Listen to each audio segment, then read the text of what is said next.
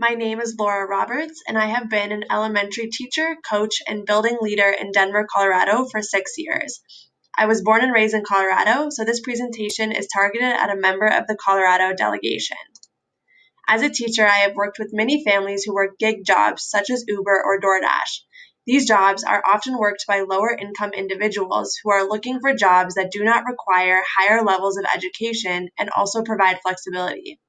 At the beginning of the COVID-19 pandemic, before the CARES Act, many of my students' families lost their gig jobs, causing insecurity for the whole family.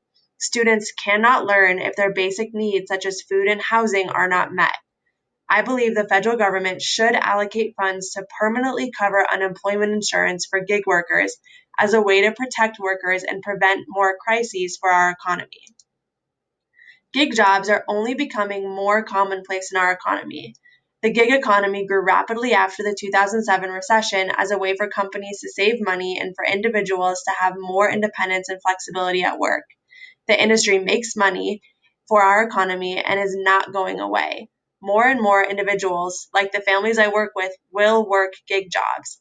Therefore, we need to take this opportunity to create long-term solutions to prepare for future crises. Colorado is no different than the rest of the country. More and more workers continue to become self-employed or gig workers. Our economy is dependent on these workers. The current crisis and past recession have pushed people to find jobs in non-traditional ways. However, these individuals are not provided the safety net other workers are. The CARES Act provided unemployment assistance for gig workers, and 41.5 of those who applied for unemployment benefits were gig workers. Some gig jobs are jobs that will likely come back when stay-at-home orders are lifted.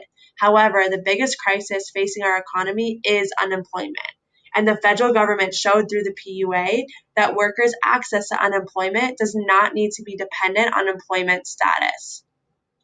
Finally, being without a job or access to unemployment insurance leads to other personal crises, such as eviction and food insecurity.